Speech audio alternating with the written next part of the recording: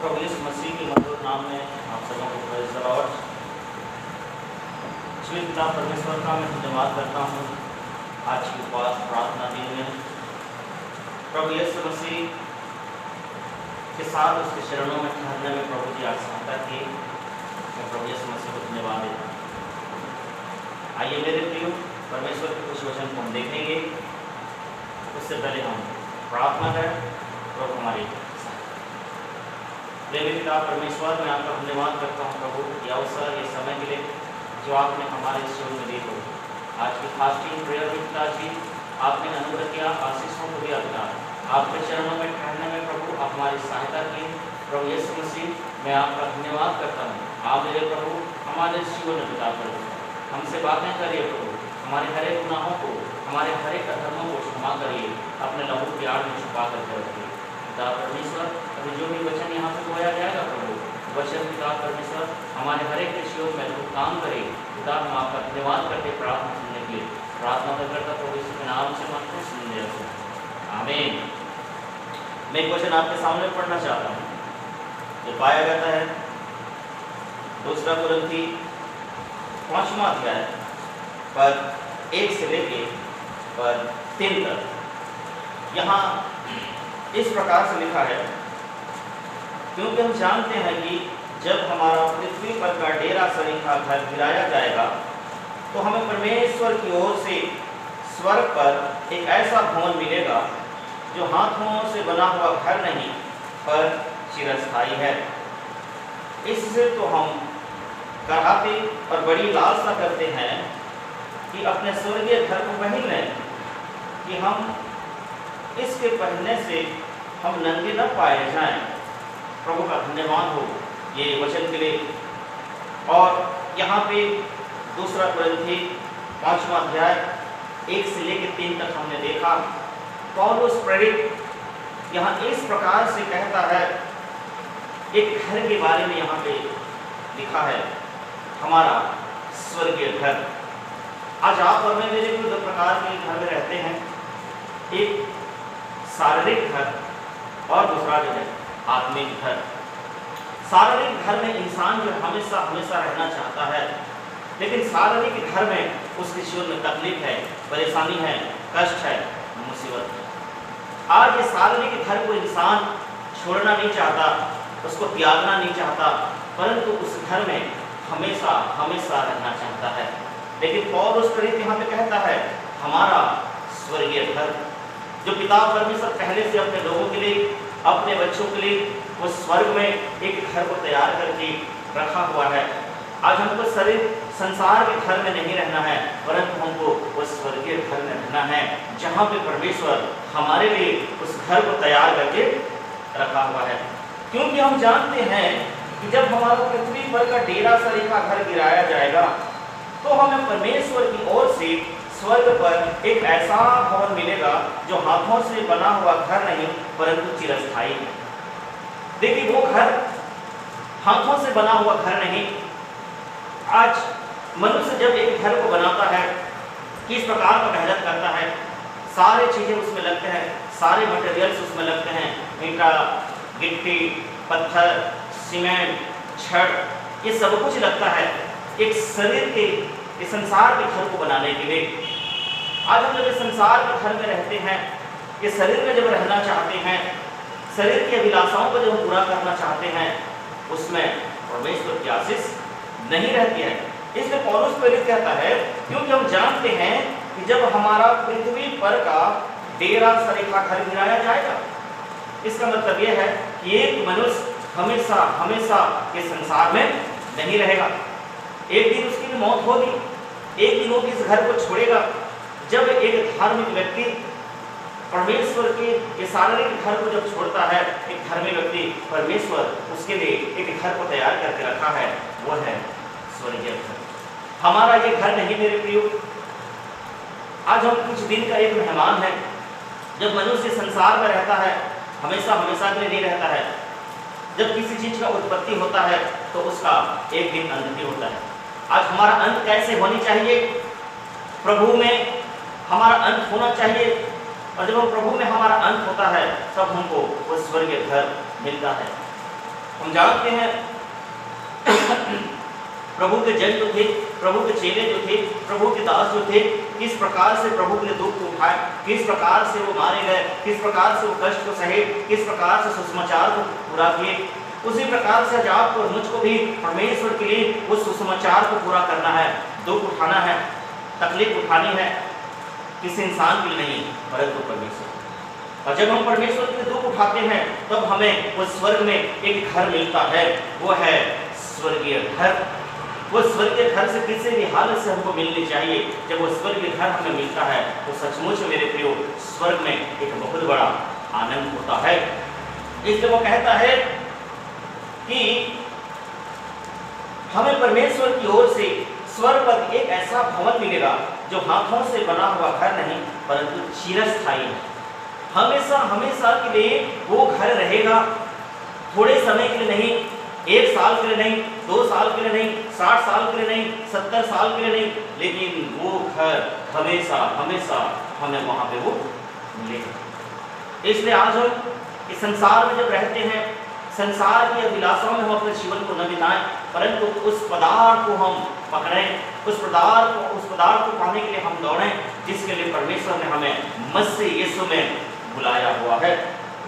इससे तो हम कराहते और बड़ी लालसा करते हैं कि अपने स्वर्गीय घर को पहन लें। हम क्या कर लें? वो स्वर्गीय घर को पहन लें। इसमें तो हम कराहते और बड़ी लालसा रखते हैं कि संसार में रहते हैं, हमें पीड़ा है, हमें दुख है, हमें तकलीफ है, हमें समस्या है, हमें परेशानी है, हमें आनंद नहीं है, हमें कराहते हैं। इस यहाँ पे कहता है इसमें तो हम कराहते और बड़ी लालसा रखते हैं कि अपने स्वर्गीय घर को हम क्या कर लें? पहन लें। वो स्वर्गीय घर को पहनना हमारे लिए बहुत ही जरूरी है। और यदि हम प्रकाशित वाक्य की किताब में जाएंगे मेरे प्रियो, वहां पे एक नया भवन, नया घर, नया स्थान वहां पे हमें परमेश्वर हमारे लिए पहले से तैयार करके रखा है। प्रकाशित वाक्य की किताब 21 अध्याय 1 से लेकर के 5 तक यह इस प्रकार से लिखा हुआ है। फिर मैंने नए आकाश और नए पृथ्वी को देखा, क्योंकि पहला आकाश और पहली पृथ्वी जाती रही और समुद्र भी न रहा। फिर मैंने पवित्र नगर यरूशलेम को स्वर्ग से परमेश्वर के पास से उतरते देखा। वह उस दुल्हन के समान थी जो अपने पति के लिए श्रृंगार की हुई थी।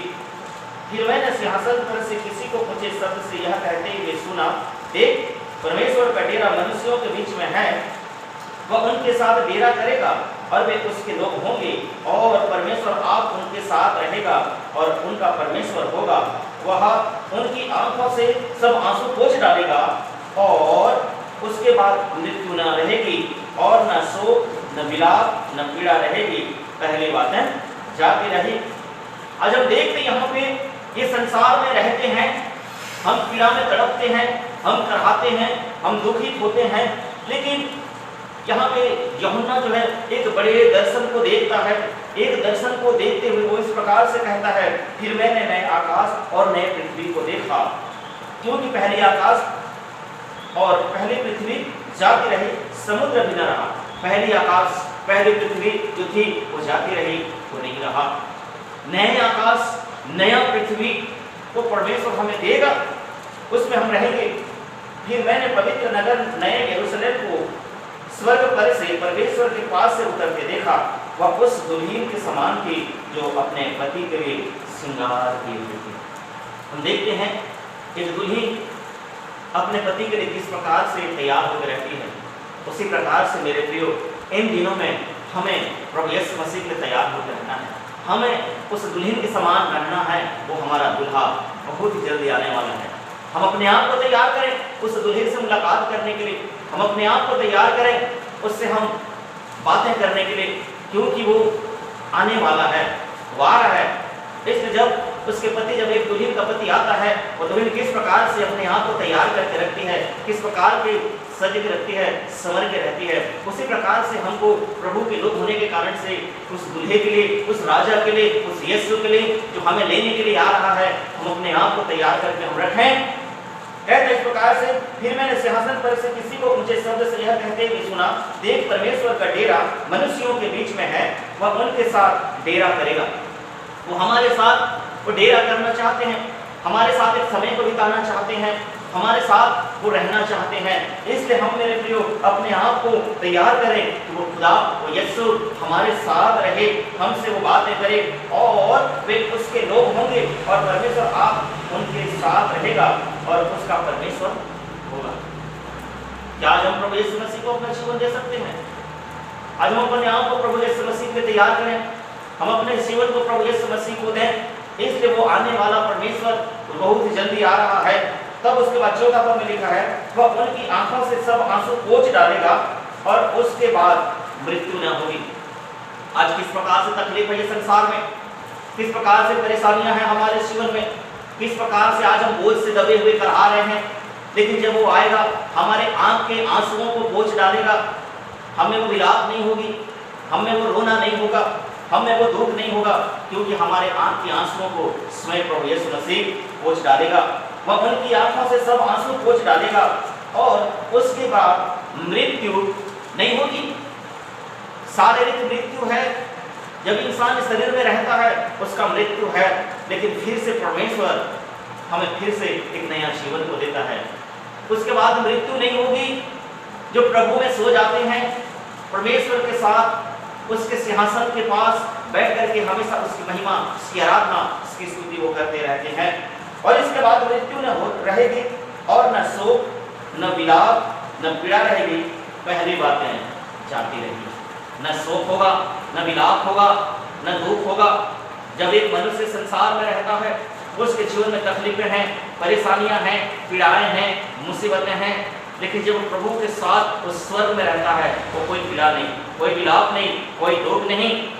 इसलिए यूहन्ना रचित सुसमाचार 14 अध्याय उसके 3 आयत में इस प्रकार से लिखा है, क्यों जहां मैं रहूं वहां तुम भी रहोगी। आज पहले से हमारा पिता अपने बच्चों के लिए एक घर को तैयार करने के लिए गया है। वो सांसारिक घर नहीं, परंतु वो घर स्वर्गीय घर है। कहता है कि जहां मैं रहूं वहां तुम भी रहो। यीशु मसीह इस संसार में थे, हमारे लिए मारे गए, गाड़े गए, तीसरे दिन मृतकों में से जी उठे। जी उठने के बाद उनका स्वर्गारोहण हो गया, पिता की दाहिनी ओर बैठे हैं। और आज वो पिता हमारे लिए एक एक लोगों के लिए, एक एक विश्वासियों के लिए आज वो विनती करता है। तो मेरे प्रियो, हम प्रभु यीशु मसीह को धन्यवाद दें कि प्रभु यीशु मसीह दोबारा आने वाला है।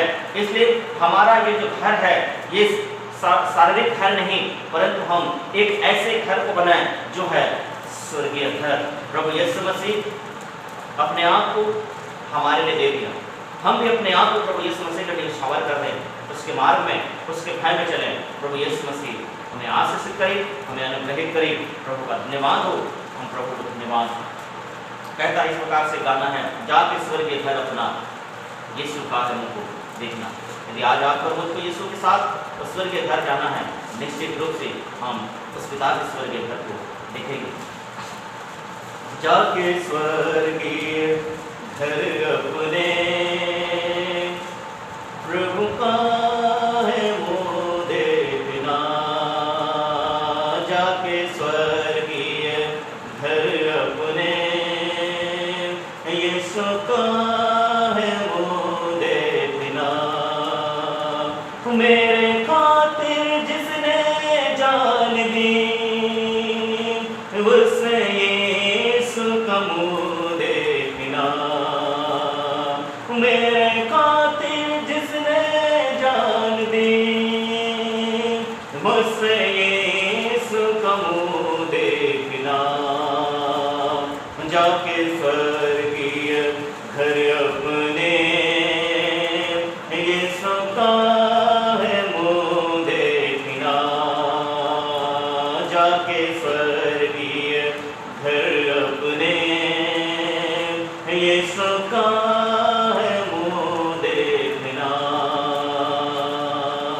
पाप से छिन गया था जो महिमा का लिबास और उसके हुजूरी का अनंत निवास। पाप से छिन गया था जो महिमा का लिबास और उसके हुजूरी मुझे फिर से मिल गया है यीशु में, जिनका आनंद में वो उठाऊंगा स्वर्ग घर में जाके, स्वर्गीय घर अपने यीशु का है मुँह देखना, जाके स्वर्गीय घर अपने यीशु का है मुँह देखना, जाके स्वर्गीय घर अपने यीशु का है मुँह देखना। पापों की सजा से छुड़ाने मुझे उसने श्रापित क्रूस को कांधे पर लिया, पापों की सजा से छुड़ाने मुझे उसने श्रापित क्रूस को कांधे पर लिया, क्रूस पर मेरे खातिर सब दुख उसने सहा, दुख मेरे सब दूर हुए और मैं धन्य हुआ, जाके स्वर्गीय घर अपने यीशु का है मुँह देखना, जाके स्वर्गीय घर अपने यीशु का है मुँह देखना, जाके स्वर्गीय घर अपने यीशु का है मुँह देखना। मेरे प्रियो, जब हम उस स्वर्गीय घर को जाएंगे, यीशु के मुख को आप और मैं हम देखेंगे, आमने सामने देखेंगे। प्रभु यीशु मसीह हमें आशीष दे दे। आइए हम प्रार्थना करें। प्रेमी पिता परमेश्वर, मैं आपका धन्यवाद करता हूँ मेरे प्रभु, ये थोड़ा सा समय के लिए पिताजी आपसे पिता वार्तालाप करने का एक अवसर को दिए, आपके पवित्र वचन को पढ़ सके पिताजी। हे पिता, हमें इस भेद भरी बातों को बताइए इन दिनों में कि हम प्रभु यीशु मसीह इस संसार के घर को त्याग करके उस स्वर्गीय घर को हम पहन लें प्रभु, जो आप हमारे लिए तैयार करके रखें पिताजी। आपका हम धन्यवाद करते हैं। सारा आदर और महिमा केवल और केवल तुझे देते प्रार्थना करता प्रभु यीशु मसीह के नाम से मांगते हैं, सुन दे आमीन। आप सबको प्रेज़ द लॉर्ड। प्रभु यीशु मसीह हम सबको आशीष दे। धन्यवाद।